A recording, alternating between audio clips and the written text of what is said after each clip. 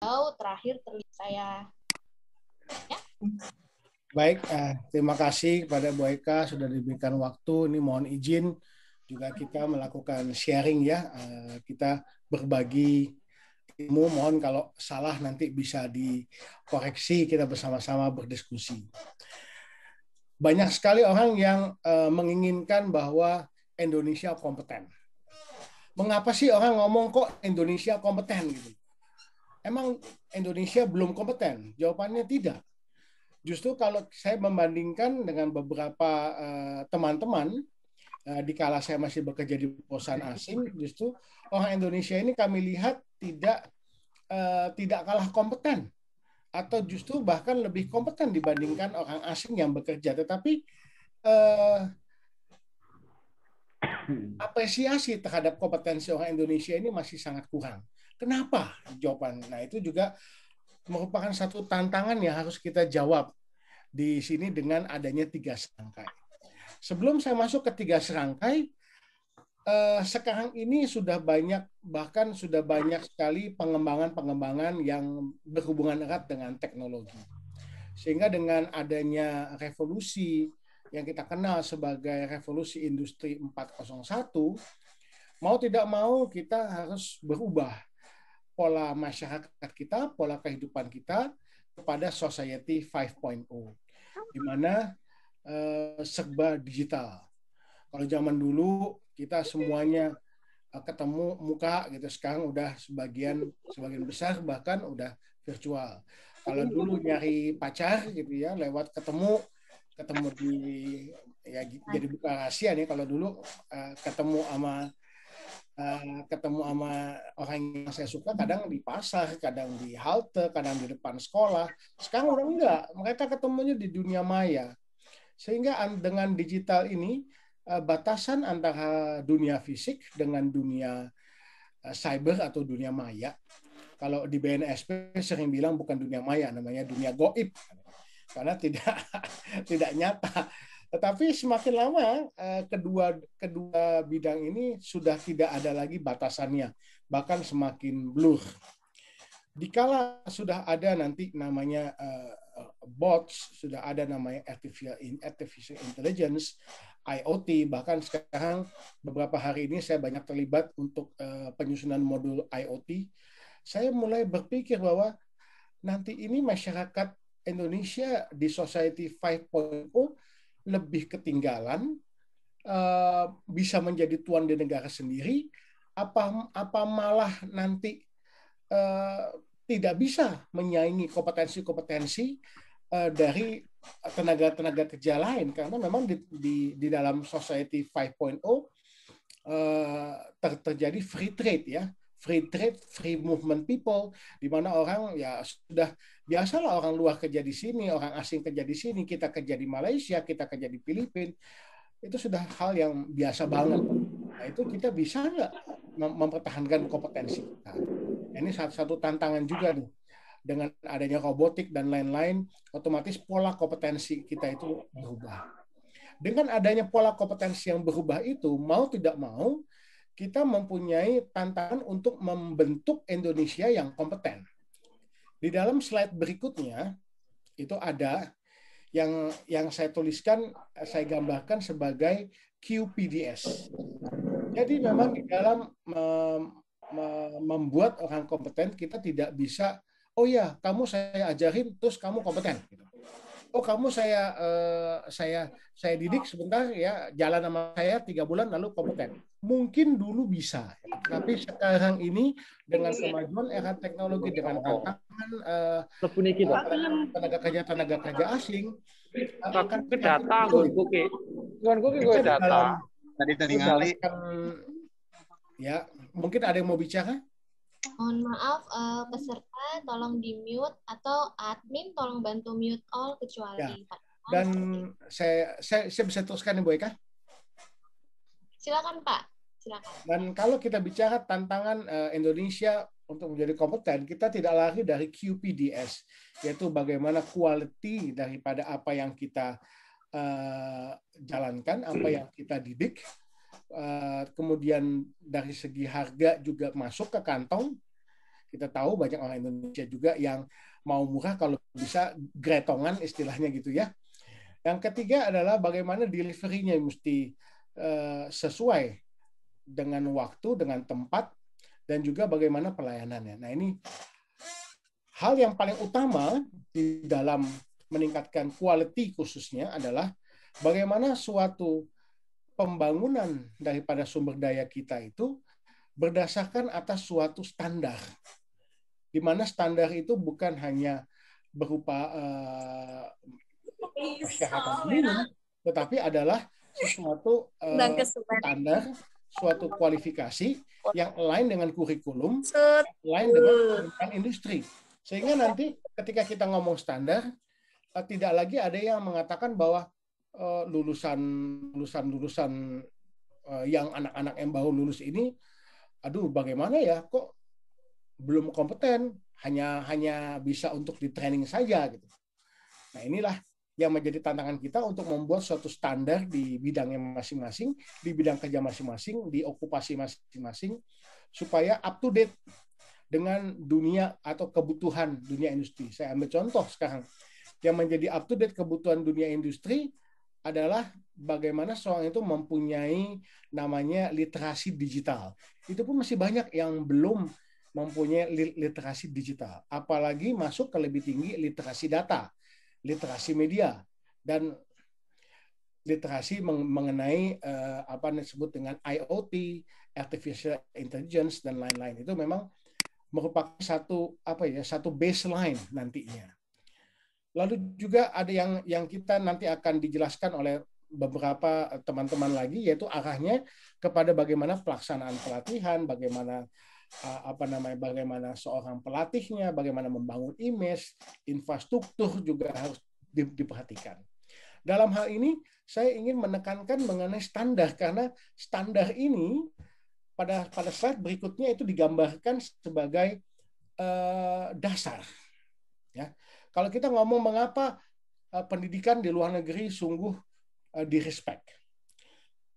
Kata-kata orang yang the have gitu ya, kita bilang the have di Indonesia ini rata-rata mengirimkan anaknya untuk sekolah di luar negeri atau overseas study. Kenapa? Karena standarnya lebih tinggi. Kayaknya memang sih kita boleh jujur ya, teman-teman kita yang mungkin baru belajar dari Amerika gitu pulang, atau dari luar negeri belajar di sana kemudian pulang ke sini, memang sih beda ya. Cuman bedanya apa gitu. Nah, itulah kita bicara soal standar. Standar ini saya sering menggambarkan standar ini seperti orang lari gawang. Gitu kan. Ketika orang bisa lari gawang dan melompat gawang, yang di mana gawang itu adalah standar, maka itu dibilang adalah kompeten. Kalau dia nyangkut, ya dia belum kompeten. Sehingga mungkin tidak ada istilah, oh dia 80% kompeten, oh dia 70% kompeten. Gitu. Kayaknya enggak gitu ya. Kalau misalkan tidak bisa lewat standar, ada yang nyangkut saja kakinya dikit, ya berarti itu sudah tidak kompeten. Dia tidak bisa melompati gawang. Nah, standar yang ada saat ini, yang di Indonesia banyak beredar, yaitu ada standar nasional. Kita sudah punya loh standar nasional dalam bentuk SKKNI dan KKNI, dua-duanya adalah dokumen negara dalam bentuk Permenaker. Nah, itu sudah ada hampir 2.000 sampai 3.000 lebih mungkin SKKNI di Indonesia di berbagai bidang. Walaupun memang boleh dikatakan belum sempurna, dan juga standar di luar juga saya rasa belum sempurna sekali, tapi jauh lebih baik dibandingkan standar kita. Standar Indonesia sejak tahun 2018 ya, 2017 itu sungguh sudah mulai membaik ya. Sudah mulai banyak mengadopsi standar dari luar. Di negara lain bagaimana ya? Di negara lain ada juga. Di Australia ada standarnya namanya ASQ, Australian Skill Qualification. Di Singapura ada Workforce Skill Qualification. European juga punya EQF. Jerman ada DQR. Jepang juga ada. Di setiap negara punya standarnya mereka masing-masing yang disesuaikan dengan keadaan industri atau kebutuhan industri di negara tersebut. Apakah standar misalkan dari Eropa, standar dari Australia bisa langsung dipakai di Indonesia? Bisa iya, bisa enggak. Oleh karena itu banyak perusahaan-perusahaan yang mengambil standar tengah, namanya standar khusus. Karena standar Indonesia mungkin dinilai terlalu generik, gitu ya, sehingga dia membutuhkan sesuatu, karena perusahaannya perusahaan asing mungkin membutuhkan satu input dari standar yang dari luar, di mana perusahaannya mempunyai headquarters, sehingga lahirlah standar berikutnya, itu standar khusus yang biasanya dimiliki oleh perusahaan, lembaga, ada juga sih asosiasi, gitu ya.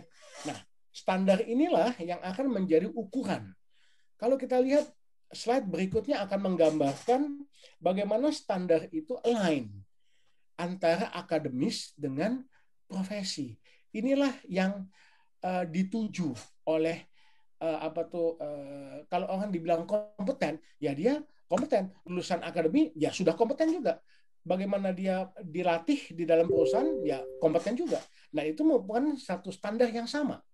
Jangan nanti lulusan akademis, dia belajar di akademis, udah didapatkan lulusan kurikulum akademis, nyampe di organisasi, nyampe di perusahaan, kamu belum bisa ini, belum bisa itu. Nah, itu namanya tidak link and match. Di luar, standar-standarnya itu sudah mulai link and match. Di Indonesia pun sudah mulai. We are in process. Don't worry, be happy. Kita masih dalam early stage. Ya, sehingga memang perlu beberapa tahun lagi supaya kita bisa seperti EQF misalkan, di mana standar lulusan S1 England langsung bisa diterima di dalam dunia industri. Dan itulah yang kita harapkan. Standar kompetensi lulusan align dengan standar kompetensi jabatan. Kurikulum akademis align dengan kurikulum diklat untuk kenaikan jabatan misalkan. RPS di perkuliahan itu sesuai dengan session plan, sehingga apa yang diajarkan di dalam dunia akademis, tanda kutip ya, boleh dikatakan sebagai produser ya, sebagai produser itu apa ya, penghasil, produsen daripada tenaga kerja itu betul-betul bisa diserap. Nah, ini link and match ini akan membuka suatu efisiensi yang luar biasa sekali, akan membuka satu satu peluang, membuka suatu pintu yang besar sekali untuk perusahaan-perusahaan untuk mengadakan penghematan dan efisiensi. Khususnya juga standar ini juga perlu diupdate terus atau diupgrade terus. Nah, di Indonesia sebenarnya itu ada tuh penyetaraan kualifikasi. Nah, ini saya ambil dari dokumen kualifikasi atau kerangka kualifikasi nasional Indonesia. Sudah ada peraturan pemerintahnya. Inilah align antara dunia yang diharapkan antara jenjang pendidikan formal dengan jenjang jabatan di profesional. Apakah ini sudah terwujud? Kita tanya saja ke dalam diri masing-masing, ya, di dalam kenyataannya. Bagaimana ini bisa terwujud? Yaitu tadi, standarnya itu kita benahkan dulu supaya standar yang dipakai bukan hanya standar yang dibuat, maaf kata nih, kadang-kadang standar itu dibuat ya asal ada gitu kan. Ini repot kalau begitu. Yang ada nanti udah standarnya keluar, di industri bilang, kok standarnya begini, ini nggak bisa dipakai nih. Nah, susah lagi. Sehingga standar itu memang harus dibuat oleh asosiasi industri, oleh para pelaku, oleh para praktisi yang betul-betul bisa mengerti bagaimana membuat standar dan menumpahkannya ke dalam sebuah dokumen negara. Jadi tidak ada anggaran yang terbuang percuma. Nah, bagaimana menuju sebuah standar yang berkualitas? Ini yang paling penting. Ya. Saya rasa dalam menuju sebuah standar yang berkualitas adalah kita harus lihat dulu. Apa sih kebutuhan? Apa sih persyaratan atas sebuah jabatan? Apa job desk-nya? Apa yang dibutuhkan oleh katakanlah IT administrator ini yang sekarang lagi ngetren ya, web developer itu yang sekarang lagi ngetren. Minimal bisa Java, bisa ini, bisa itu, bisa ini. Apa yang dibutuhkan? Lalu dari apa yang dibutuhkan itu, kemudian kita juga menambahkan bukan hanya kompetensi teknis yang diperlukan dalam standar, tetapi juga diperlukan juga kompetensi penunjang jabatan. Seperti bagaimana cara mereka solving problem. Nah, ini juga jarang sih sebenarnya. Bagaimana mereka beradaptasi dalam perubahan. Banyak kan ya orang kalau udah mencapai sesuatu, ya wes, belajar lagi, gitu kan. Ini juga merupakan kompetensi yang misleh atau salah kaprah ya. Di mana kompetensi itu ada yang namanya bekerja dalam tim juga, bagaimana seseorang tetap belajar berkesinambungan secara mandiri. Dan yang ketiga ini yang menjadikan satu adendum atau tambahan terhadap standar kompetensi di mana harus mempunyai literasi digital. Beberapa teman yang kemarin juga mungkin ikutan di ngobrolan-ngobrolan saya atau story-story saya, cerita-cerita gitu ya, di webinar yang lalu mengenai trainer 5.0, bukan saja trainer saat ini bisa berdiri di depan, bisa berbicara di depan, bisa membuat modul, tetapi juga trainer dituntut untuk mengerti bagaimana aplikasi-aplikasi yang menunjang. Dituntut untuk bisa mengoperasikan LMS misalkan atau Learning Management System. Ini adalah bagian daripada literasi digital. Dan semakin lama semakin banyak alat-alat, device atau aplikasi yang akan dipakai dengan pengembangan teknologi untuk membuat atau mengembangkan orang untuk menjadi kompeten. Jadi teman-teman, kalau kita bicara soal 3 serangkai, nah 3 serangkai pengembangan ini adalah dimulai dari standar. Standar ini yang namanya standar ya mesti kuat ya. Standar ini mesti firm. Artinya kalau bahasanya adalah endorsed component atau komponen yang sudah diakui. Kalau standar ini tidak diakui ya nanti akan menjadi dipertanyakan. Orang yang sudah kompeten akan standar ini, sudah dilatih, sudah disertifikasi, akan dipertanyakan. Waduh, ini siapa yang buat standar ini? Kok nggak sesuai? Gitu. Nah, itulah. Jadi kita mulai dengan standar. Standar ini merupakan satu bagian yang paling utama, landasan yang paling utama, yang tidak boleh goyah. Nah, makanya orang-orang yang buat standar ini mesti orang-orang yang idealis, kayak model Ibu Dian gitu. Luar biasa ini kalau beliau buat standar ini sampai betul-betul diplototin, betul-betul luar biasa. Dan saya sangat salut juga pada teman-teman juga di Kementerian Tenaga Kerja itu betul-betul sudah membuat satu standar kompetensi di bidang SPS ya. Kalau lihat nextnya SPS itu apa? Itu di bidang standarisasi, pelatihan kerja dan sertifikasi. Ya, itu ada di slide berikutnya. Itu kita buat itu hampir 2 tahun perjalanannya buat kompetensi di SPS. Mungkin bisa ditunjukkan nih Bu Eka, next slide-nya. Nah, ini juga saya sangat berterima kasih sekali bahwa saya dikasih kesempatan juga untuk bersama-sama di dalam tim ini, di dalam menyusun sebuah standar yang boleh dikatakan standar yang paling gemuk dan standar yang merupakan yang mengatur bagaimana orang yang akan membuat orang lain menjadi kompeten.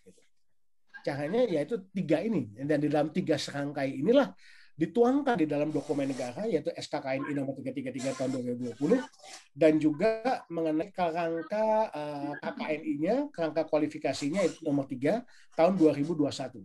Dua-duanya sudah menjadi dokumen negara dan isinya cukup banyak ya. Kalau di print semua gitu ya sekitar 900 halaman, tebal banget itu segini dokumennya, tebal banget dan isinya sudah lengkap. Bagaimana kita membuat standar kompetensi diperlukan, bagaimana kita dalam melatih kompetensi itu membuat orang kompeten, lalu bagaimana mengendorse atau melakukan sertifikasi terhadap orang yang kompeten. Dan saya sangat berterima kasih juga bahwa standar ini tidak dibuat ecek-ecek ya, karena betul-betul memasukkan local wisdom ya, tetapi juga standar ini boleh dikatakan sudah setara. Kalau dibilang setara mungkin boleh juga lah dibilang setara gitu ya dengan standar internasional di bidang standar pelatihan dan sertifikasi. Karena memang kita mengadopsi beberapa unit-unit kompetensi TVET dari Australia, kita mengadopsi juga flow kerja dari Workforce Skill Qualification dari Singapura. Kita juga mengadopsi dualisme system dari Jerman. Boleh dikatakan SKKNI kita kali ini betul-betul sudah bisalah untuk kita bisa menjadi fondasi menyongsong 2030 Indonesia kompeten. Udah Bu Eka, jangan terlalu banyak ngomongnya nanti pada tidur.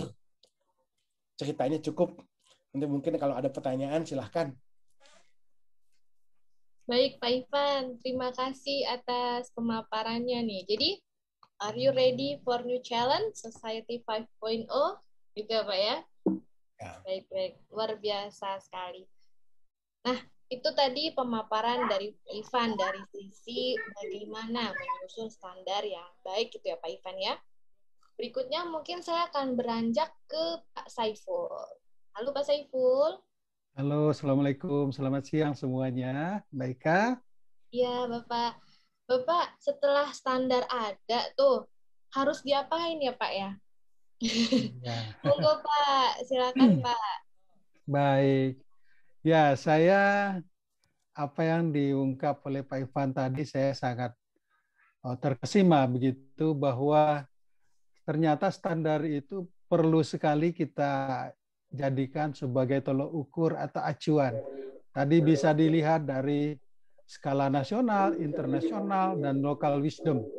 Dan kalau bahasa Amerikanya itu dilalah begitu ya, bahwa saya waktu konvensi RSKKN ISPS ini diajak juga oleh teman-teman yang ada, termasuk di situ ada Pak Robert, ada Pak Agus, dan sebagainya. Nah, itu adalah sebuah gambaran bagaimana memastikan SPS ini bisa kita pakai dan layak untuk kita gunakan. Nah, standar kalau sudah menjadi standar, maka dia pasti harus dibuatkan implementasinya melalui pendidikan dan pelatihan. Tadi Pak Ivan sudah mengatakan bahwa seseorang itu tidak bisa serta-merta menjadi kompeten ketika dia tidak bisa melompat gawang gitu. Lompat gawang itu adalah supaya tercapai sebuah kompetensi atau kompetensi yang akan dia ampuh. Nah, kalau kita lihat dari pendidikan, kita bisa melihat yang namanya dari sekolah dasar, sekolah menengah pertama, sekolah menengah umum, dan universitas sampai ke S3. Ini adalah yang biasanya kita sebut sifatnya adalah rumpun keilmuan. Mereka akan diberikan ilmu-ilmu yang mendasari apa yang akan dia lakukan dalam sebuah proses nantinya. Tetapi kemudian ada juga yang dimaksud dengan sekolah menengah kejuruan. Ada pemagangan, ada SMK pembangunan juga, ada juga politeknik, di mana kemudian ada spesialis 1, spesialis 2, dan ada yang penting sekali adalah di sini ada lembaga pelatihan kerja, dan ada juga yang dinamakan dengan lembaga kursus dan pelatihan. Ini adalah ranah yang akan memproduk atau menghasilkan sumber daya manusia yang kompeten. Tidak kalah juga di Kemnaker itu ada namanya dulu, sekarang belum berjalan, tidak berjalan lagi, yaitu pemagangan 3 tahun yang pesertanya itu adalah dari SMK, SMU, SMP, maaf. Ini adalah sistem pendidikan dan pelatihan yang ada. Dan barangkali kita bisa lihat dari slide berikutnya, yaitu tadi Pak Ivan sudah mengatakan bahwa adanya kerangka kualifikasi nasional Indonesia. Kita berbicara bisa mengatakan pendidikan profesi, ada pendidikan akademik, yaitu dari SMA sampai S3, pendidikan profesi yang disebut dengan SMK sampai SP2, itu adalah jalur profesi dan jalur akademik. Di tengahnya ini yang tadi dilakukan oleh Mbak Dian, Pak Ivan, dan tim, termasuk ada juga sahabat-sahabat lain seperti Pak Robert, Pak Agus, dan Om Bergianta, kalau dia ikut di sini, yaitu bagaimana menyusun KKNI-nya. Ini sebuah perjalanan yang tidak sederhana, tetapi kita perlu appreciate bahwa SPS sudah ada, KKNI nomor 3 pun sudah ada.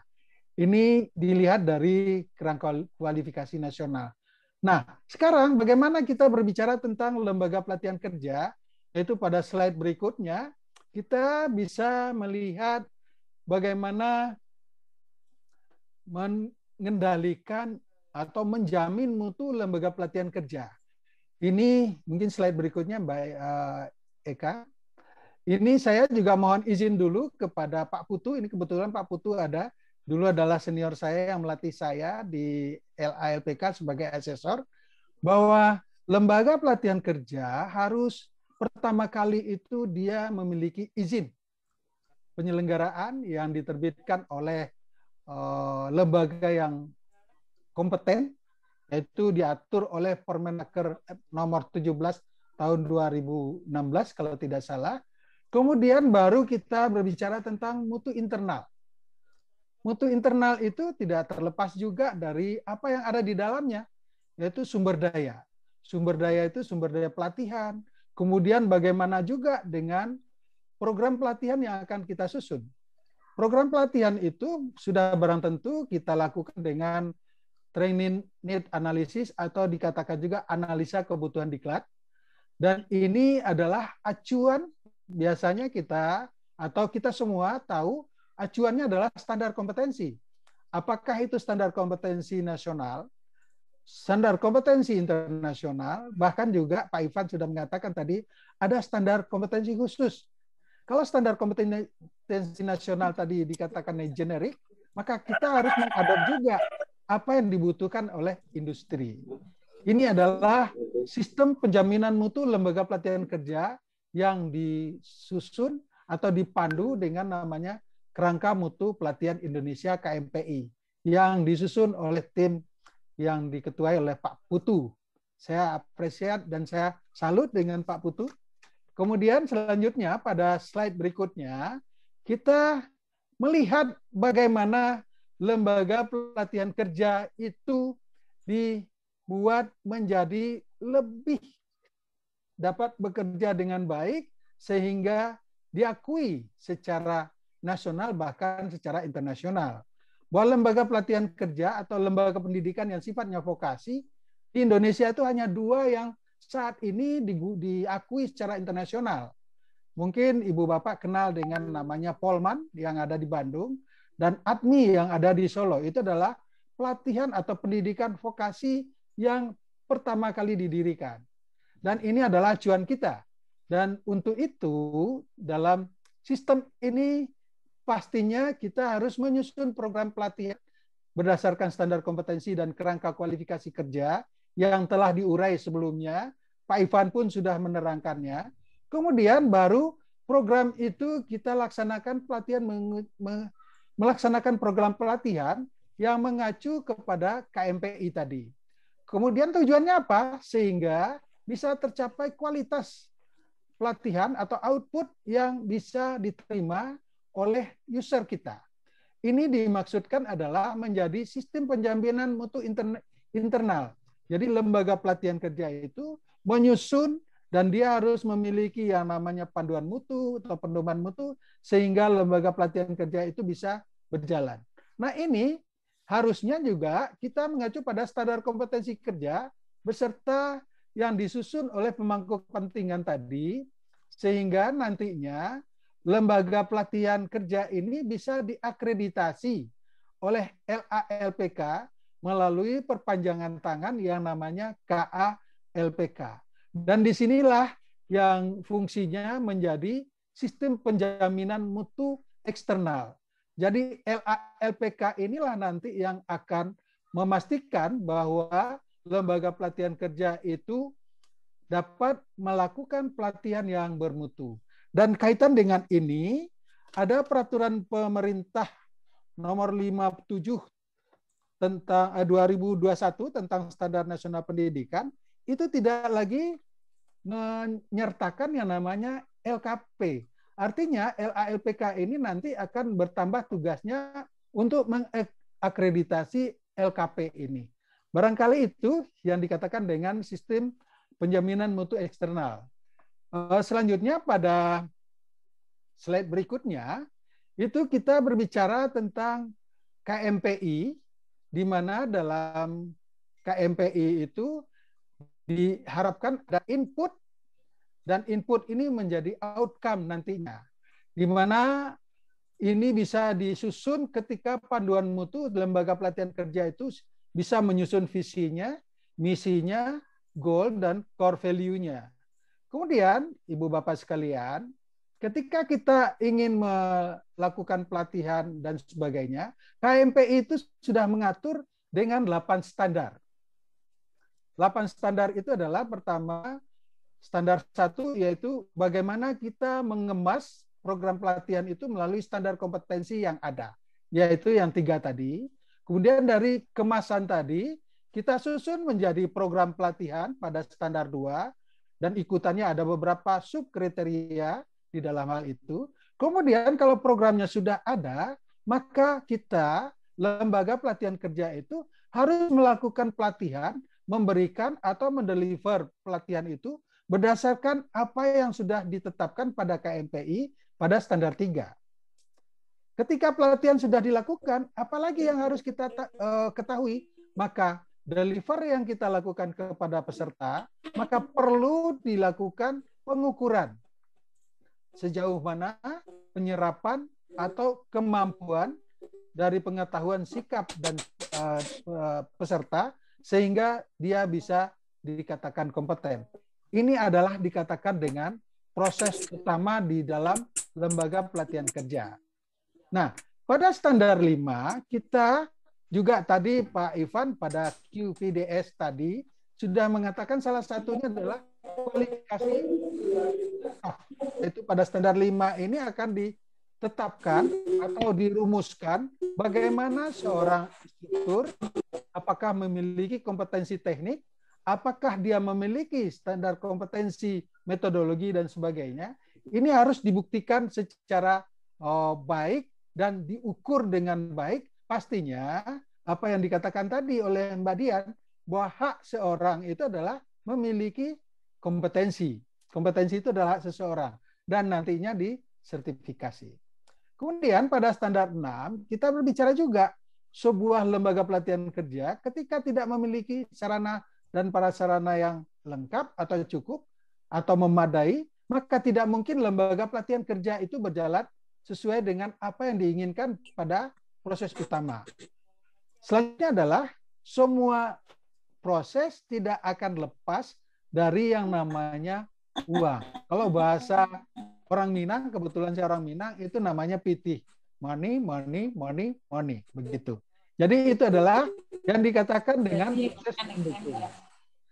Nah, Ibu Bapak sekalian, dari proses utama dan proses pendukung ini, ketika tidak bisa dikontrol dengan baik, maka tidak mungkin lembaga ini berjalan dengan sesuai dengan apa yang diinginkan oleh visi, misi, dan goal, core value sebagainya.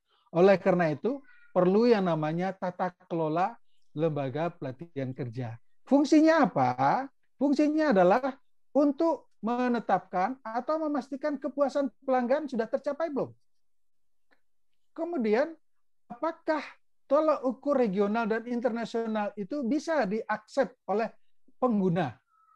Kemudian supaya lembaga pelatihan kerja ini selalu berkembang, maka perlu yang namanya evaluasi, kaji ulang, dan pengembangan. Ini bahasa Padangnya itu adalah continuous improvement kalau tidak salah. Kalau salah saya tolong diperbaiki. Itu barangkali. Kemudian selanjutnya pada slide berikutnya, nah ini saya mencuplik sebetulnya atau meniru Pak Ivan. Biasa Pak Ivan kalau namanya kaum kolonial ini kerjanya hanya meniru, tidak bisa membuat yang baru begitu ya. Bahwa lembaga pelatihan kerja dengan tantangan pelatihan pada society 5.0 ini, maka tidak lepas bahwa kurikulum itu adalah satu hal yang mutlak yang perlu kita perhatikan. Sehingga melalui TNA, pelatihan itu bisa sesuai dengan apa yang diinginkan oleh user kita atau pelanggan kita. Kemudian bagaimana mereka mendapatkan era. Era itu barangkali bahasa Padangnya itu experience. Sudah itu ada responsible, terus A-nya itu accountable. Jadi accountable-nya pertanggung gugatannya jelas, ya, tanggung jawabnya jelas, dan dia memiliki pengalaman. Nah ini itu bisa dilakukan dengan praktik kerja yang dilakukan di tempat kerja, bukan hanya imitasi atau simulasi. Kemudian ini juga dinamakan dengan magang dan sistem ganda. Kalau di dalam praktik kerja ini nanti akan berhubungan dengan Mbak Dian ini, yang biasa kita sebut dengan tala tegang. di sini perlu sekali kita ungkap nanti dengan baik. Kemudian terakhir itu adalah infrastruktur, yaitu sarana dan prasarananya perlu kita lengkapi. Kemudian standar kualifikasi yang perlu, dan itu tadi sudah diungkap juga oleh Pak Ivan bahwa standar itu pastinya harus diakui. Kemudian kita harus merubah budaya kita, ubah disiplin dan bidang yang ingin kita pelajari, karena kalau udah era digital, kita tidak bisa lagi selalu menggunakan tatap muka begitu ya. Mungkin sudah berubah dengan istilah daring, luring, dan blended barangkali. Kemudian, nah ini kualitas pelatih. Kualitas pelatih ini adalah kata kunci keberhasilan sebuah lembaga pelatihan kerja kalau ingin berhasil menjadi lembaga pelatihan kerja yang baik. Yaitu kalau dapat seorang instruktur atau seorang pengampu di lembaga itu harus memiliki pengalaman industri terlebih dahulu. Dan dia tidak orang yang cepat puas atau berada di comfort zone. Seperti saya kaum kolonial ini, saya tidak bisa berada pada comfort zone. Saya berusaha untuk belajar dengan Pak Ivan, belajar dengan Mbak Dian dan Mbak Ika, sehingga saya juga bisa tampil dengan percaya diri seperti saat ini, walaupun dikduknya masih besar gitu ya. Kemudian, kalau kualitas pelatih sudah baik, maka pastinya citra positif, branding, dan sebagainya itu akan mengikuti. Bagaimana caranya? Bahwa kita perlu melakukan recognize, pengakuan yang baik sehingga semuanya berjalan dengan baik. Nah, pada slide berikutnya barangkali itu saya ini saya cuplik dari Mbak Ika nih. Nah, saya tukang cuplik aja gitu ya, tukang contoh. Kemudian ini di sini ada Mbak, ini kemarin kalau nggak salah menjadi perbincangan yang sangat panjang. Ini kenapa kok kompetensi ini ada keterampilan, motivasi, semangat, dan sebagainya ini. Saya kira kemarin itu cukup panjang, saya hanya pendengar dan pemerhati, tapi saya salut bahwa kompetensi itu pastinya diawali dengan keterampilan. Bahwa motivasi pasti, semangat, nah seperti saya, walaupun saya kolonial, semangat saya milenial, begitu ya. Sikap kerja kita, kemudian konsisten, optimis, pengetahuan, dan passion. Kalau seorang instruktur tanpa passion, tanpa ada rasa, itu tidak mungkin menjadi seorang pelatih. Oke, selanjutnya kalau kita lihat itu ada trainer. Trainer itu diulas dengan yang istilah Mbak Dian itu ada task. T-nya itu adalah talent. Kemudian attitude. Kemudian ada skill.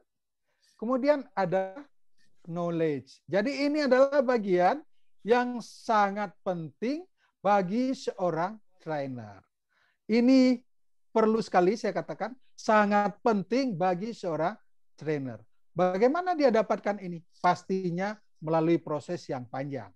Dan akhirnya saya apa yang disusun oleh Mbak Dian pada Permenaker nomor 3 tahun 2006 tentang peraturan kualifikasi nasional Indonesia bidang pelatihan kerja dan sertifikasi itu bisa menggambarkan ada 4 bagian yang bisa dilakukan proses sertifikasinya. Ini saya kira Pak Ivan dengan tim termasuk Pak Agus, Pak Robert dan sebagainya yang ada di dalamnya menyusun ini tidak gampang begitu ya. Mungkin berdarah-darah dulu karena untuk mengungkap tala tegang aja rasanya itu perlu mulut yang berbusa-busa sehingga menghasilkan hasil yang baik. Saya tidak akan berpanjang lagi. Kita bisa lihat pada slide berikutnya kita gambarkan di sini adalah beberapa bentuk jenjang dalam subbidang. Subbidang pelatihan itu ada 4 bagian, yaitu kualifikasi 3, kualifikasi 4, kualifikasi 5, dan kualifikasi 6, di mana seseorang itu bisa mengambil pengemasannya itu 6 unit, ya, 9 unit dari unit kompetensi inti dan pilihan. Saya kira ini tidak perlu saya ungkap panjang, barangkali nanti Mbak Dian akan lebih menerangkan secara baik. Mungkin itu saja yang bisa saya sampaikan, Mbak Eka. Akhirnya saya mengucapkan terima kasih. Oh iya, nah ini adalah bagian foto saya dari salah satu ketika saya menjadi konsultan untuk sebuah lembaga pelatihan kerja swasta yang bekerja pada offshore onshore yang ada di Batam, di mana ini dimiliki oleh orang Inggris. Dan ketika saya terangkan tentang KMPI itu, mereka kok menjadi merasa kecil gitu. Inggris saja belum memiliki KMPI secara seperti yang kita miliki. Akhirnya mereka mengadop apa yang kita miliki. Tetapi jangan salah, jangan sampai kita menjadi tamu di rumah sendiri. Jadilah tuan rumah di negeri sendiri. Jangan sampai lembaga pelatihan kerja swasta menjadi tuan rumah di kampung kita. Demikian dari saya barangkali. Terima kasih. Assalamualaikum warahmatullahi wabarakatuh. Waalaikumsalam warahmatullahi wabarakatuh. Luar biasa ilmunya. Beda memang. Pemaparan yang sangat baik sekali ya, Bapak Ibu sekalian, dari Pak Saiful. Dan saya yang selalu salut sama beliau adalah dengan segudang pengalaman beliau itu selalu appreciate kami yang muda-muda seperti itu ya. Terima kasih sekali Bapak atas pemaparannya. Semoga bisa bermanfaat buat kita semua. Nah, berikutnya nih. Sudah standar, lalu pelatihan yang berkualitas gitu ya, Pak. Ujungnya adalah jreng-jreng gitu ya.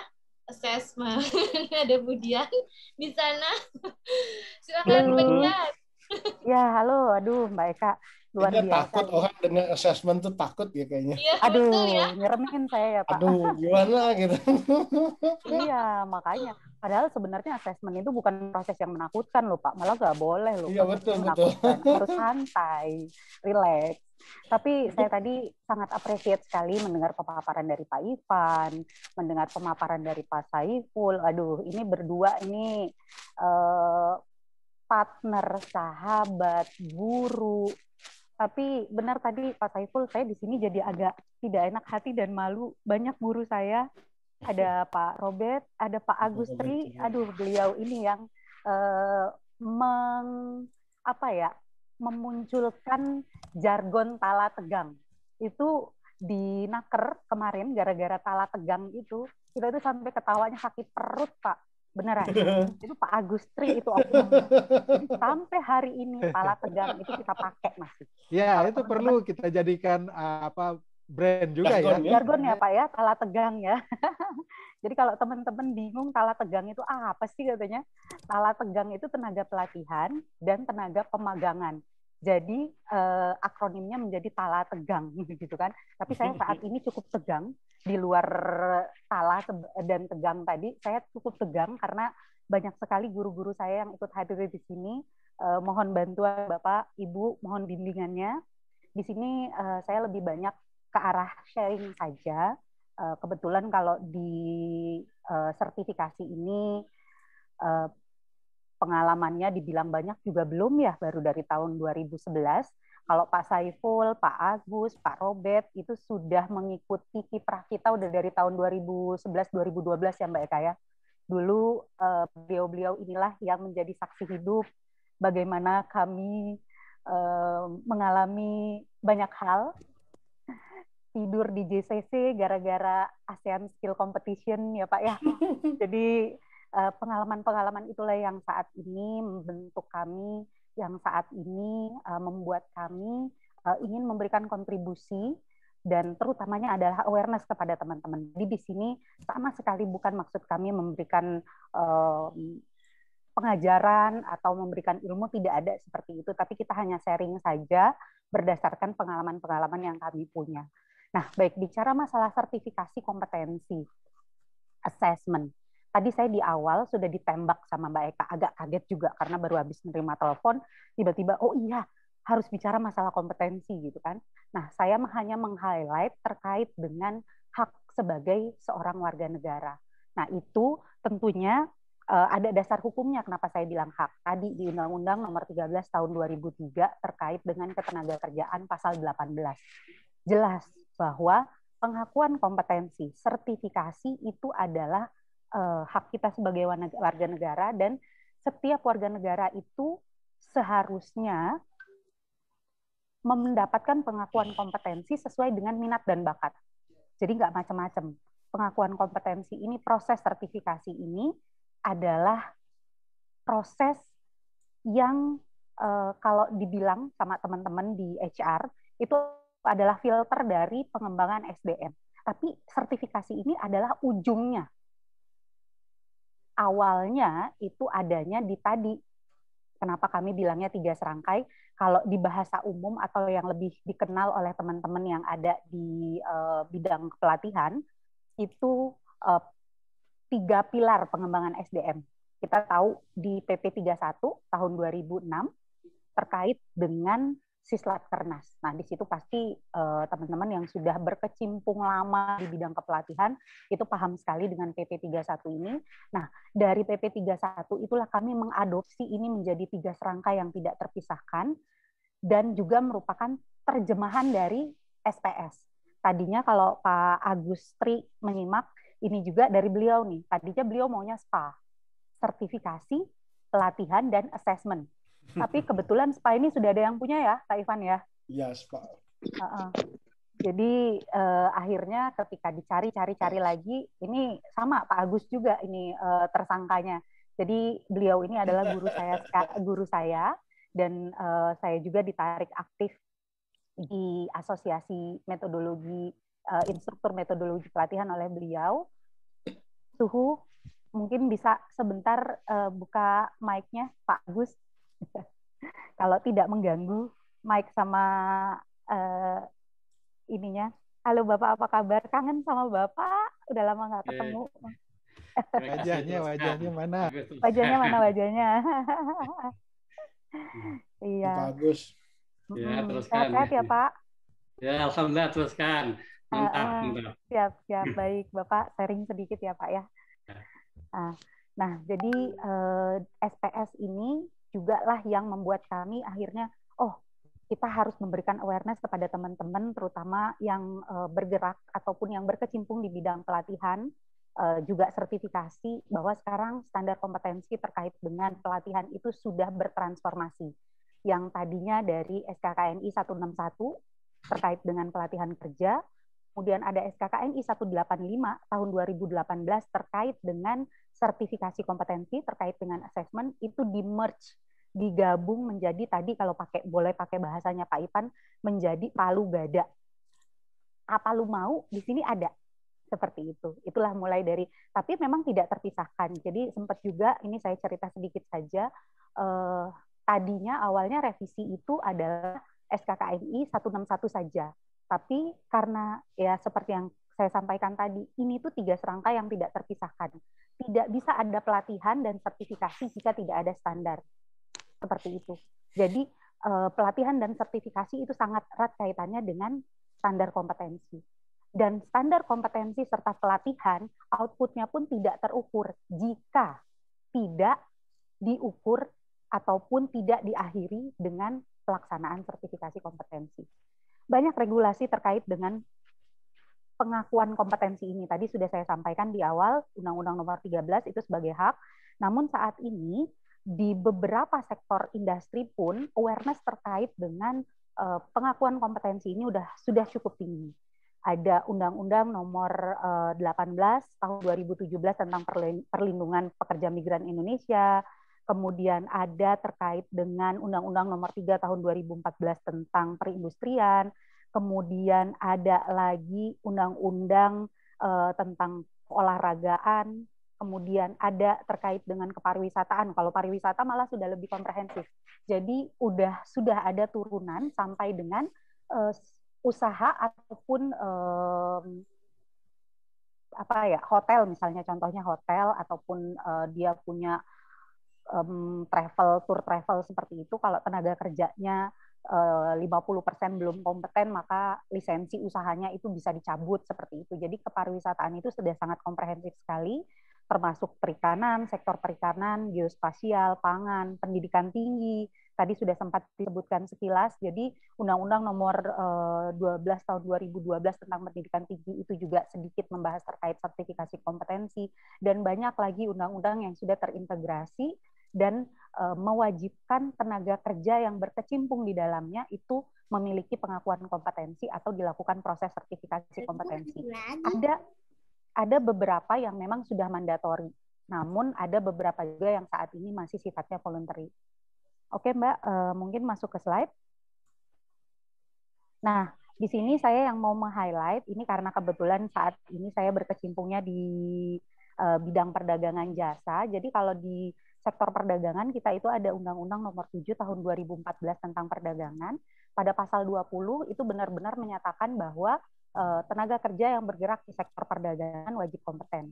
Dan juga secara global di dunia saat ini ada perjanjian Moda 4 GATS yang menyatakan bahwa perdagangan jasa antar belahan dunia itu haruslah memiliki atau menyediakan tenaga teknis yang kompeten. Seperti itu. Nah, untuk sertifikasi sendiri dan pelatihan, ini kita masuknya di bidang jasa ya. Tadi sempat sekilas Pak Ivan maupun Pak Saiful menyampaikan bahwa jangan sampai kita menjadi tamu di negara sendiri. Jangan sampai nanti justru lembaga pelatihan itu dikuasai asing. Bapak, Ibu, itu sudah bukan lagi, kalau zaman dulu kita selalu bilang, Belanda masih jauh gitu. Enggak, itu sudah depan mata. Jadi tahun 2018 kemarin, keluar regulasi yang menyatakan bahwa lembaga pelatihan kerja itu boleh dimiliki 100% investasinya oleh asing. Seperti itu. Lembaga pelatihan itu align pasti lembaga sertifikasi profesinya pun sama. Cuman kalau lembaga sertifikasi profesi dan LPK ini ya alhamdulillahnya tadi ada akreditasi, ada regulasi-regulasi pengikut lah yang harus dipenuhi kalaupun misal memang asing mau invest ke sini.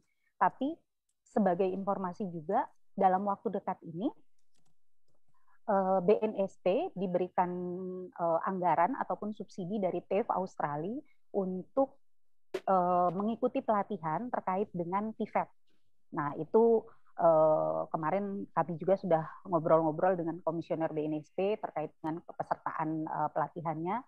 Nah, ini Bapak Ibu, kalau misal RTO dari Australia sudah masuk, waduh, mereka itu kalau di Indonesia kan pelatihan sama sertifikasi kepisah nih, nggak gabung. Kalau Australia itu gabung jadi satu. Saya ingat banget tuh dulu tahun 2012 waktu kenalan pertama kali sama Pak Ivan, saya tawarin sertifikat yang nasional, beliau nolak. Ya Pak Ivan ya, masih ingat nggak? Membuka luka lama nih Pak Ivan.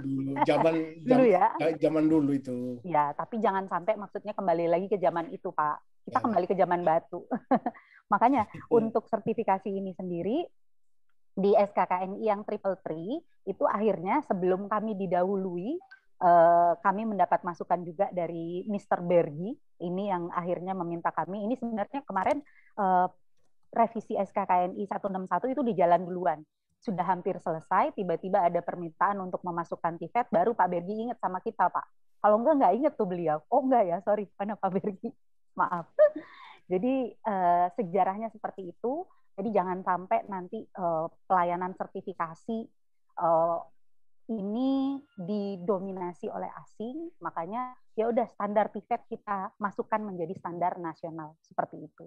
Nah, jadi konteksnya nanti ke depannya Bapak Ibu SKKNI yang tadi sudah disampaikan Pak Ivan maupun Pak Saiful yang Palu Gada ini triple three kami menyebutnya 3 serangkai yang tidak terpisahkan. Oke, next. Nah, ini saya dapat kebagian materi yang terakhir paling ujung terkait dengan pengakuan kompetensi ataupun sertifikasi kompetensi ataupun assessment. Di sini assessment ini sendiri tentunya mengacu pada standar kompetensi untuk memastikan kompetensi peserta didik atau latih yang dilaksanakan oleh lembaga sertifikasi profesi. LSP sendiri adalah perpanjangan tangan dari Badan Nasional Sertifikasi Profesi sebagai penerbit ataupun sebagai pemangku kepentingan di bidang sertifikasi. Nah, kemudian proses sertifikasi ini tadi sudah saya sampaikan adalah satu proses pengakuan atas kompetensi dan merupakan salah satu kebutuhan dasar manusia untuk mendapatkan pengakuan atas Kalau bahasa sederhananya, saya selalu bilang PSK, tapi mohon jangan panggil saya Ibu PSK, karena beberapa pelatihan yang kebetulan saya diminta untuk menjadi fasilitatornya, itu selalu memanggil saya jadinya Ibu PSK. Gara-gara saya bilangnya, daripada instead of KSA, saya selalu bilang pelatihan, pengetahuan, sikap, dan keterampilan. Kenapa saya tahu sikapnya di tengah? Karena sikap ini ada sikap yang terkait dengan pengetahuan dan ada sikap yang terkait dengan keterampilan. Itulah kenapa saya bilangnya jadinya PSK. Tapi bukan PSK yang dalam tanda kutip negatif ya. Jadi bicara masalah kompetensi itu pasti komponen 3 itu, KSA itu tidak akan lepas. Tidak hanya tahu saja, kalau anak muda zaman now itu kalau cuma tahu, bilangnya teori katanya. Karena cuma tahu saja, tapi tidak bisa praktek ataupun tidak terampil dalam mempraktekannya, boro-boro sikap kerja.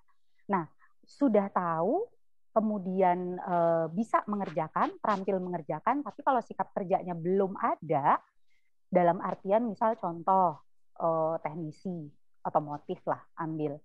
Sudah bisa bongkar pasang motor, atau ada bengkel yang terima bongkar nggak terima pasang, nggak ada ya, pasti terima bongkar pasang udah jadi ya, sampai selesai, sampai dengan dia apa yang direparasi itu menjadi baik kembali, seperti itu. Nah, tapi ketika proses pelaksanaan si teknisi ini tadi misalnya ganti olinya kececeran di mana-mana, kemudian ini lagi misalnya obeng tang untuk buka alat ataupun untuk buka peralatan-peralatan yang dia gunakan untuk membongkar mesin itu, dia taruh sembarangan. Nah, itu berarti sikap kerjanya tidak ada. Nah, jadi ketika bicara masalah kompetensi, itu sudah pasti mengandung unsur ketiga ini. Seperti itu. Kemudian berikutnya, sertifikat kompetensi sendiri, ini merupakan produk hukum yang menjadi legitimasi. Jadi bukti pengakuan terhadap capaian kemampuan seseorang dalam melakukan pekerjaan tertentu, dan lembaga ataupun otoritas yang ditunjuk untuk menjalankan ataupun melaksanakan amanah terkait dengan sertifikasi kompetensi ini adalah Badan Nasional Sertifikasi Profesi, dengan memberikan lisensi kepada lembaga-lembaga sertifikasi profesi, dan terkait dengan regulasi ataupun aturan hukumnya itu adalah PP. Nah, Cak Mano itu ada orang Palembang. Mohon dibantu. Saya kalau dengar bahasa Palembang tuh langsung telinga ting. Kita lanjut lagi ya. Mohon maaf Bapak Ibu. Sedikit sebentar. Interupsi. Ya, nggak apa-apa. Nah, jadi di sini Badan Nasional Sertifikasi itu melaksanakan proses ataupun melaksanakan pelayanan sertifikasi berdasarkan PP nomor 10 tahun 2018. Seperti itu. Oke. Nah, sertifikasi kompetensi sendiri saat ini adalah sebuah keniscayaan Bapak Ibu. Jadi tadi kita sudah melihat dari slide PowerPoint-nya Pak Ivan, kita juga bahas terkait dengan tadi industri Society 5.0. Jadi memang di era saat ini industri 4.0 ini adalah disebutnya silent revolution, di mana terjadi ekonomi disruption. Banyak pekerjaan-pekerjaan yang ke depan itu akan hilang, kemudian banyak juga profesi-profesi baru yang menuntut kita sebagai individu itu harus benar-benar kompeten, dan bukan hanya kompeten tapi juga kita harus menguasai teknologi. Jangan teknologi yang menguasai kita. Karena kan bicara masalah industri 4.0 itu semua digitalize. Nah, jangan sampai ada istilah HP doang yang smart, orangnya nggak smart. Nah, konteksnya itu Society 5.0. Jadi memang sertifikasi kompetensi ini sebuah ke depan itu akan perlahan menjadi satu mandatori, akan perlahan menjadi sebuah kebutuhan dikarenakan persaingan global, dan perlunya juga satu lagi personal branding. Apalagi sebagai orang-orang yang bergerak di bidang jasa, kepelatihan, dan sertifikasi. Sebagai seorang trainer maupun asesor, kita perlu personal branding karena yang kita tawarkan adalah jasa. pelayanan jasa pelatihan dan sertifikasi seperti itu. Nah, namun jangan lupa, inovasi ini merupakan bentuk kemampuan adaptasi paling nyata dalam merespon perubahan terutama saat ini kan kondisinya pandemik nih. Kalau zaman dulu, Bapak Ibu, saya tuh nggak nyangka sekali bahwa tadi Pak Ivan sempat menyebutkan alam goib katanya. Saya dulu disindir dari mulai tahun 2012, ingat banget tuh, idealis ya. Mbak Eka, kita dulu maunya semua pakai soft copy. Ngapain lagi pakai hard copy? Karena anak-anak, kebetulan memang teman-teman di LSP saya dulu, Pak, saya dulu di LSP Intala, itu milenial semua isinya. Milenial sekarang sedang menguasai dunia ya Pak ya, bonus demografi tadi Bu Eka sudah menyampaikan tuh. Nah, anak-anak milenial mana pernah mau kerja pakai paper. Mereka pasti paperless. Jadi waktu itu kita buatin sistem untuk panduan mutu, SOP segala macam itu tercentralize ada di satu laptop dan itu terkoneksi ke semua laptop yang pegawai di kantor yang memang punya akses ke dokumen-dokumen sistem manajemen mutu itu. Namun di tahun 2012 itu BNSP belum mengenal digitalisasi. Kalau sekarang, aduh, surat edaran nomor 11 kemarin kita senyum-senyum aja ya Mbak Eka, tahun 2020 pas pandemi COVID-19 harus asesmen jarak jauh. Boleh menggunakan asesmen jarak jauh. Aduh, kita udah mulai dari tahun berapa Mbak Eka? 2018 ya? 2018 ya? Sistemnya malah ya 2018 ya kita buat satu sistem yang untuk pendaftaran APL 01 APL 02 itu kita pakai online. Jadi untuk menghemat storage tadinya, untuk menghemat penyimpanan karena kantor LSP kecil, dokumen sertifikasi tahu sendiri ya Pak, apalagi kalau sertifikasinya di bidang metodologi, trainernya kayak Pak Saiful, portofolionya ampun dan benar-benar nyimpennya tuh storage-nya ya kalau ruangan LSP cuman 3x4 sih 3 bulan juga penuh tuh ruangan. Belum lagi kalau ada misal kejadian-kejadian, mohon maaf nih misalnya ada bencana, kita kan nggak tahu ya bencana kebakaran, banjir, pernah banjir juga. Banjir itu dokumen kerendam, padahal dokumen assessment baru, waduh itu benar-benar yang bikin stres banget. Nah, makanya sekarang jadi ke depan pun pelayanan sertifikasi ini sudah mulai masuk ke proses asesmen jarak jauh yang dulunya dibilang itu Pak Ivan itu yang alam goib itu komisioner BNSP itu yang bilang, tapi komisioner BNSP yang periode yang terlebih dahulu tahun 2011 sampai dengan 2018 yang lalu itu bilang apaan asesmen jarak jauh, itu asesmen alam goib katanya. Saya sih oh ya udah nggak apa-apa. Tapi begitu saat ini kondisi pandemi COVID-19, digitalisasi, kalau saya bilang era industri 4.0 ini sebagai titik balik dari industri 4.0 karena kita semua yang kolonial-kolonial itu dipaksa untuk berubah, dipaksa untuk mulai memanfaatkan teknologi digital, bukan mulai memanfaatkan ya, memaksimalkan manfaat teknologi digital. Zaman dulu sih nyusun standar kompetensi, nyusun KKNI, kita pasti dituntut tatap muka. Kemarin bisa jarak jauh. Kita beberapa kali meeting rapat untuk penyusunan standar kompetensi yang triple T SPS itu dan KKNI yang nomor 3 tahun 2021 itu beberapa kali kita lakukan dengan secara daring seperti itu. Apalagi udah akhir itu menjelang akhir sudah kesibukan sudah lumayan banyak. Jadi kebanyakan kegiatan itu kita lakukan melalui daring seperti itu. Nah, kembali lagi ke laptop. Selanjutnya itu ada beberapa manfaat sertifikasi. Di sini yang mau saya highlight sebagai seorang tenaga profesional itu yang akhir memberikan personal branding untuk tujuan wirausaha. Kalau yang lain untuk DUDI, untuk rekrutmen, penjaminan mutu, itu untuk lembaga pendidikan, itu secara langsung tidak ada kaitannya dengan kita. Tapi kalau untuk lembaga pendidikan, terutama lembaga pelatihan kerja, korelasinya sangat erat.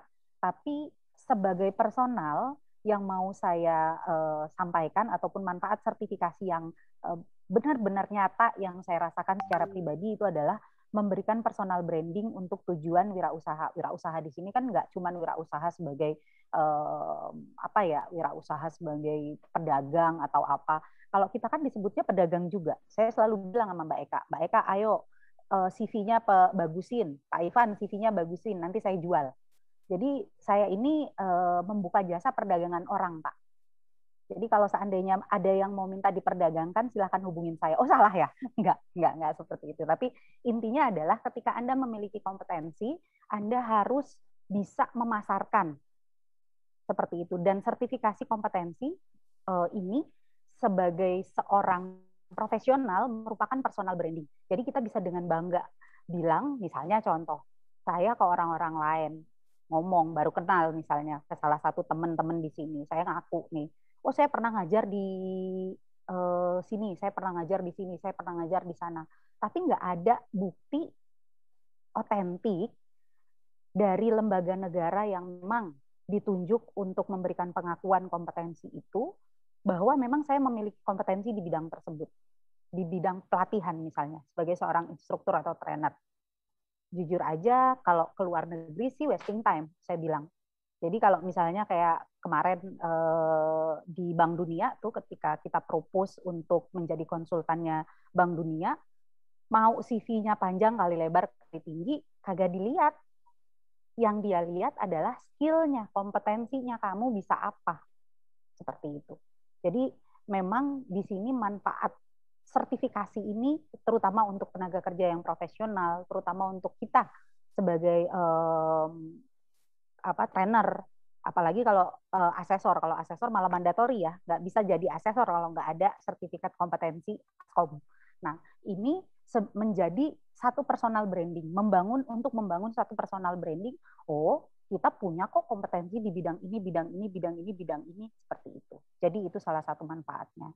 Nah, kemudian terkait dengan pelayanan sertifikasi, tadi saya sudah menyinggung sedikit bahwa yang melaksanakan ataupun yang menjadi tupoksi pelaksanaan pelayanan sertifikasi itu sudah ditunjuk Badan Nasional Sertifikasi Profesi melalui PP nomor 10 tahun 2018 tentang BNSP.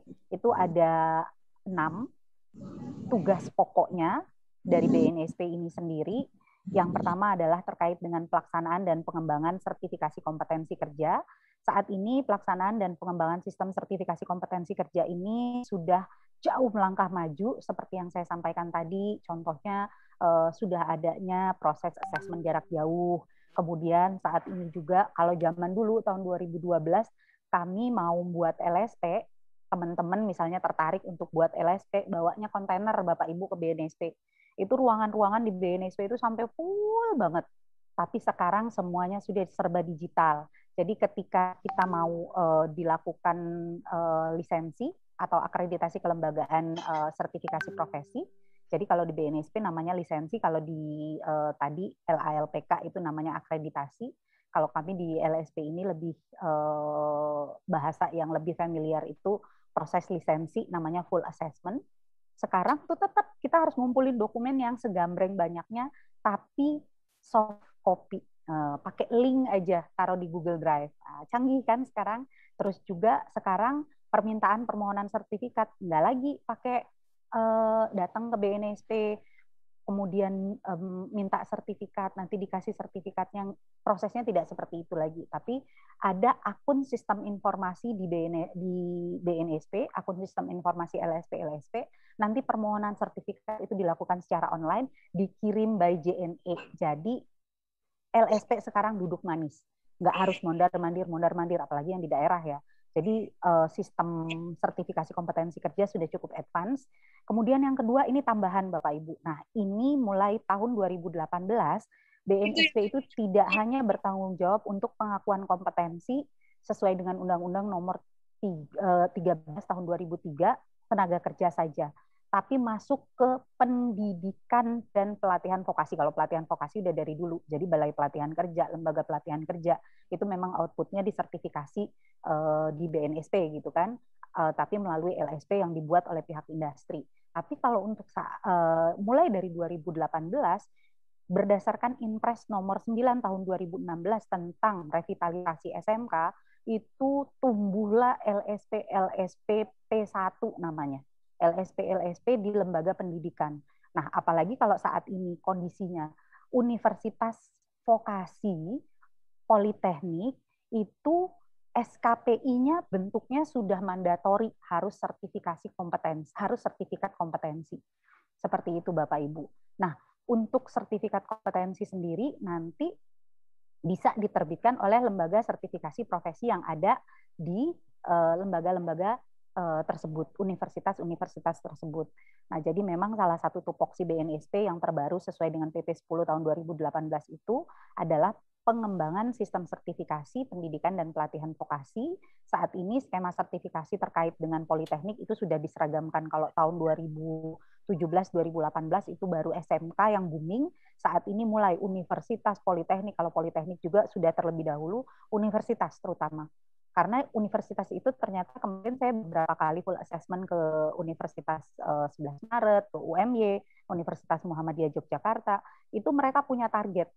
Jadi dari Kementerian Pendidikan ini sendiri, mereka ditarget dari Dirjen Vokasi itu berapa banyak mahasiswa yang lulus dengan sertifikat kompetensi, seperti itu. Jadi ada target sekian persen itu wajib memiliki sertifikat kompetensi. Nah, ini yang menjadi tupoksi dari Badan Nasional Sertifikasi Profesi.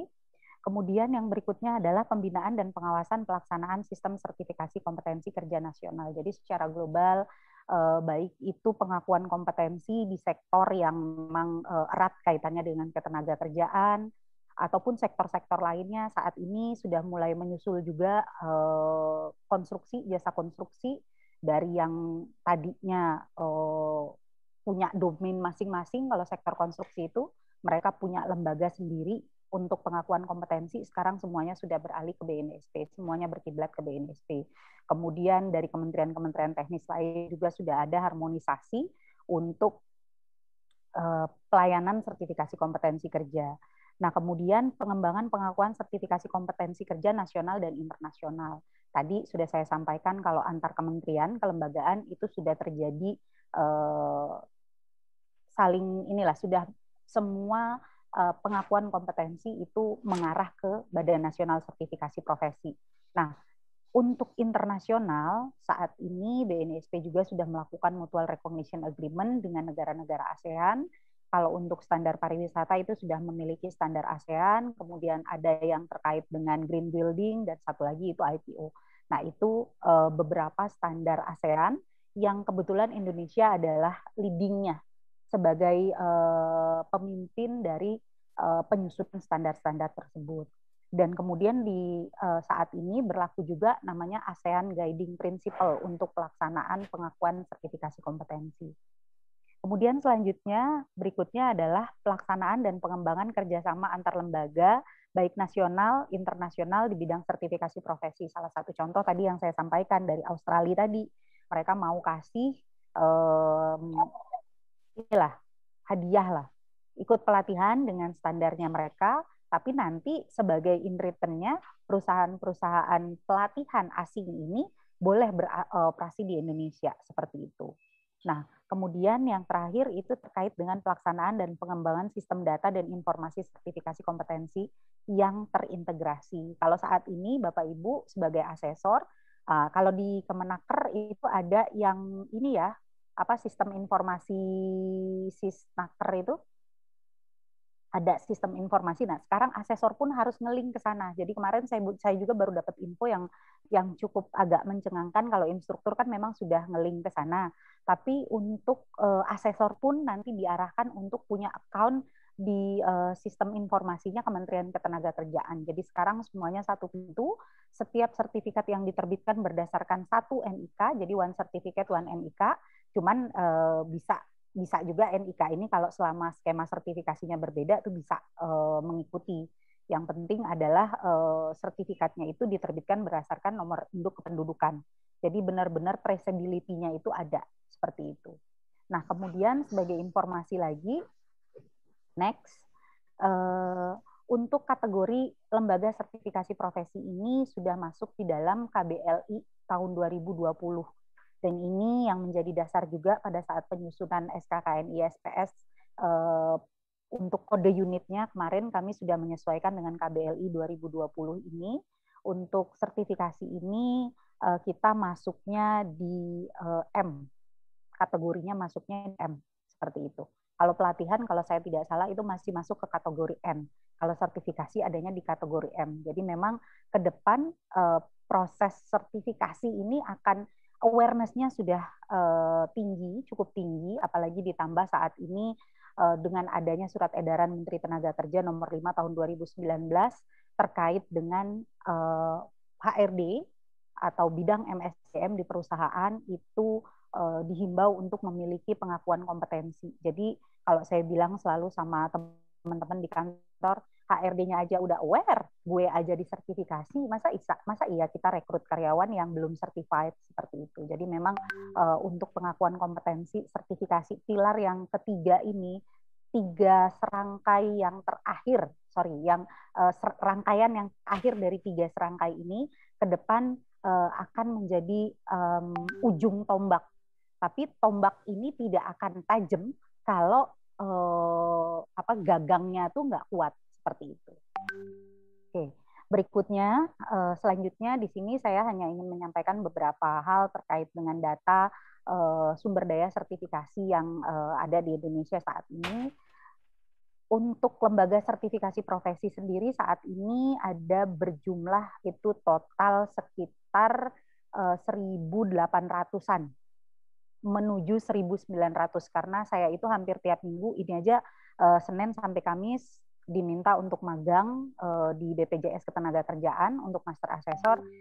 Tadi barusan telepon yang saya angkat tadi diminta Mbak Dian karena asesor lisensi lead asesor lisensinya terbatas, Mbak Dian bisa ya berangkat katanya Jumat ya pertimbangannya karena lead asesor lisensi juga bukan belum banyak ya, kebanyakan senior dengan kondisi COVID seperti ini agak khawatir kalau mau keluar. Dan ya itu tadi saya menang di usia mungkin ya Pak Saiful, jadi masih berani buat keluar-keluar, cuman ya tetap harus jaga prokes juga. Jadi LSP ini pertambahannya dalam setiap bulan itu cukup tinggi. Dan hampir rata-rata pokoknya yang ada standar kompetensinya. Sekarang jumlah standar kompetensi itu sekitar berapa tuh? Sekitar 900-an ya kalau saya nggak salah, saya nggak punya datanya. SKKNI itu sudah berapa banyak, tapi intinya hampir seluruh bidang yang ada standar kompetensinya itu sudah ada LSP-nya, seperti itu. Namun memang untuk saat ini kondisinya masih didominasi oleh LSP P1 atau LSP di bidang pendidikan karena adanya tadi tugas fungsi BNSP tambahan untuk pendidikan vokasi, kemudian ada target-target juga di bidang vokasi, di bidang pendidikan vokasi, itu yang menyebabkan lebih banyak, hampir 70% ya, lebih banyak LSP di bidang P1.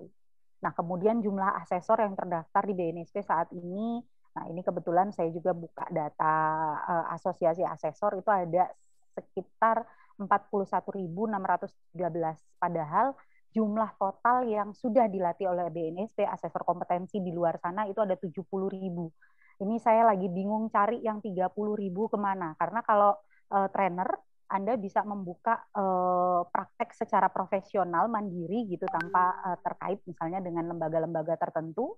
Jadi selama kompetensi teknisnya Anda miliki itu silakan saja mau buka pelang trainer gitu kan. Oh nggak ada ya, nggak kayak dokter ya. Nah tapi kalau asesor ini dia harus punya home base. Jadi baru bisa praktek sebagai asesor seperti itu. Nah ini di luaran sana itu ada 30.000 asesor yang entah saya nggak tahu apakah masih berlaku sertifikatnya atau sudah mati sertifikatnya. Kalau misalnya memang teman-teman di sini ada yang sudah pernah mengikuti pelatihan asesor, itu silahkan menghubungi saya karena nanti saya perlu datanya dari yang sisa 30.000 yang nggak punya home base ini. Nanti insya Allah saya akan arahkan ke lembaga sertifikasi profesi mana yang bisa menampung sesuai dengan kompetensi teknisnya Bapak Ibu, seperti itu. Nah, jadi kemudian selanjutnya juga saat ini, nah ini yang menjadi miris untuk saya. Dari jumlah total LSP 1.800, asesornya 41.000. belum penambahan asesor baru. Jumlah master asesor kompetensi itu secara total di Indonesia baru 125 orang. Dan ini BNSP sampai dengan tahun 2023 menargetkan minimal 500 master asesor kompetensi. Jadi untuk teman-teman yang sudah lama menguji, untuk teman-teman yang sudah punya pengalaman menguji lebih dari 20 kali, punya pengalaman mengembangkan dokumen perencanaan assessment, dokumen kontribusi terhadap validasi assessment lebih dari 10 kali, itu monggo. Nanti ketika ada pembukaan dari BNSP, Yombo Yao daftar sebagai master asesor. Targetnya sampai dengan 2023 500 calon master asesor. Cuman memang prosesnya jujur kalau untuk menjadi calon master asesor itu cukup panjang. Pelatihannya 9 hari, pelatihan 14 unit kompetensi. Kemudian setelah itu ada tugas, baru diterbitkan sertifikat pelatihan saja. Selanjutnya nanti ada magang. Magangnya itu 5 kali. 3 kali magang ngajar dengan laporan. Kalau dulu sih enak banget kayaknya jadi master asesor ya. Kok jadi curhat saya. Kalau sekarang itu buat laporan pemagangan master asesor sak bandel. Tapi salah saya juga sih, kemarin kebetulan saya yang diminta untuk membuat instrumen pemagangan master asesornya, dan ya itu kemarin akhirnya begitu sampai diatur oleh BNSP, saya yang kena, saya yang magang, saya sendiri, saya yang buat, saya yang magang, saya yang kena. Jadi nggak ada dispensasi apapun, walaupun yang nyusun gitu kan. Nah, jadi memang ini kesempatan sekali buat teman-teman, terutama untuk instruktur-instruktur yang berpengalaman, karena persyaratan untuk menjadi master asesor itu salah satunya adalah memegang sertifikat kompetensi level 3 minimal. Kalau ada yang punya level 4, 5, atau 6, itu lebih lagi berarti kan.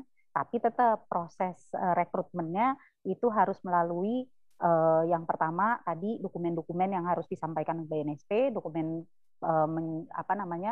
menyusun atau merencanakan aktivitas dan proses assessment dan memberikan kontribusi terhadap hasil validasi assessment, baru nanti diwawancara dan lain-lain sebagainya.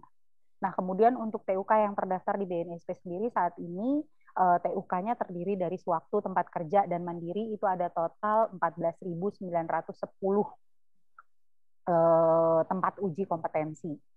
Seperti itu. Nah, ini saat ini sumber daya sertifikasi secara nasional yang dimiliki oleh Indonesia, dan untuk TUK ini sendiri, terutama bagi teman-teman di sini yang punya lembaga pelatihan ataupun yang memiliki perusahaan-perusahaan yang bergerak di pelatihan, mendekat merapat ke LSP, karena output pelatihan itu akan lebih terukur ketika diakhiri dengan proses sertifikasi.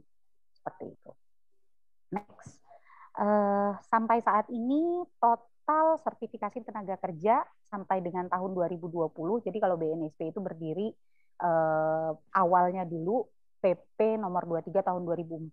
Jadi mulai melakukan proses assessment itu di 2006 sampai dengan 2020 saat ini itu baru total 4,926635, 4.926.635. Masih jauh karena total angkatan kerja itu sekitar 139 juta something kalau saya lihat di data BPS 2020. Jadi masih jauh sekali. Masih potensi pengakuan kompetensi ini masih sangat besar, dan juga dengan adanya awareness ataupun dengan adanya sosialisasi yang dilakukan oleh teman-teman, saya harap nanti jumlah ini di tahun-tahun yang akan datang itu bisa melesat lebih cepat lagi. Seperti itu. Karena kalau ngelihat ini masih berapa persen tuh? Dari 139 juta total angkatan kerja kita, baru 4,926. Belum lagi ini saya nggak tahu juga apakah terdeteksi sertifikat yang habis, karena kan sertifikat kompetensi hanya berlaku 3 tahun. Nah, jadi apakah ini terdeteksi sertifikat kompetensi yang habis atau tidak, seperti itu dari total 4,926. PR-nya masih banyak, Bapak Ibu. Nah, di sini kami hanya ingin sharing saja terkait dengan kondisi sertifikasi, terkait dengan kondisi pengakuan kompetensi yang saat ini berlaku di Indonesia. Jadi masih banyak PR kita bersama, masih banyak PR bagi teman-teman yang saat ini berkecimpung di dunia sertifikasi, dan untuk teman-teman yang ada ataupun yang berkecimpung di bidang kepelatihan, yuk segera merapat ke lembaga-lembaga sertifikasi agar hasil output dari pelatihan kerja itu benar-benar terukur, dan nanti ke depannya tenaga kerja kita juga tidak mengalami yang namanya job mismatch seperti itu. Jadi kalau tidak dimulai sekarang kapan lagi? Kalau tidak dimulai oleh diri kita, siapa lagi? Seperti itu. Nah, itu berikutnya adalah terkait dengan pemetaan sertifikasi berdasarkan sektor. Saat ini memang yang masih menjadi jawaranya, jeng jawara itu ada di informasi dan komunikasi. Ya wajar lah ya, karena kalau di informasi dan komunikasi itu infrastrukturnya sudah cukup lengkap karena ada peta okupasi terkait dengan bidang informasi dan komunikasi ini. Bahkan untuk bidang kita sendiri, jasa profesional, itu masih sebentar, saya lihat di bawahnya masih 34. Ya nggak apa-apa lah, kita juara 2 ya untuk aktivitas profesional ilmiah dan teknis. Karena kalau trainer, instruktur itu masuknya di aktivitas profesional ilmiah dan teknis. Seperti itu Bapak Ibu. Kita juara kedua, adanya di posisi 34,943%. Alhamdulillah, awareness untuk pengakuan kompetensinya di sektor kita sudah cukup tinggi. Appreciate sekali buat Bapak Ibu. Saya yakin teman-teman di sini pasti sudah memiliki pengakuan kompetensi, sudah pernah mengikuti sertifikasi kompetensi. Kalau belum, ya mbok yau, 2021 loh, eranya Society 5.0. Hayo segera akui memiliki. Loh, kok saya jadi jualan ya? Enggak. Tapi ibaratnya saya men-encourage lah teman-teman di sini, nggak ada rugi kok. Kita memiliki pengakuan kompetensi itu tadi sebagai personal branding, kemudian juga ini sebagai filter pengembangan SDM. Jadi kalau kita punya sertifikat kompetensi, kita pun bisa berbangga hati, berbangga diri. Oh, saya memiliki pengakuan kompetensi dari lembaga negara yang memang eligible untuk menerbitkan itu. Aduh, saya diketawain ya. Nggak jadi deh, nggak salah ya. Oke, baik Bapak Ibu, mungkin itu yang saya bisa sampaikan. Halo Mbak Eka, saya kelamaan ya? Ya. Jadi memang kalau Mbak Dian itu ngomong sangat berapi-api, sangat semangat, sehingga semua ya, dikeluarkan ilmunya ya. Nggak ilmu juga, ini cuman sharing. Kebetulan memang ya pekerjaan juga sih. Jadi kalau di BNSP itu suka dimintain tulung kalau ada yang ngasih kebijakan gitu. Yuk Mbak Dian dibuatin materi, ayo tak buatin. Jadi saya bisa dapat data gitu loh Mbak. Luar biasa pemaparannya. Baik, itu terakhir adalah materi dari Mbak Dian, Ibu Dian, terkait sertifikasi. Nah, sekarang mungkin kami akan mempersilahkan, sebentar, saya sudah dapat kiriman pertanyaan. Ternyata sudah banyak sekali pertanyaan yang masuk ya. Jadi saya akan coba bacakan satu persatu nih. Siap-siap ya para pembicara, Pak Saiful, Mbak Dian, dan Pak Ivan. Dimulai dari awal ya. Oh, ada yang panjang sekali.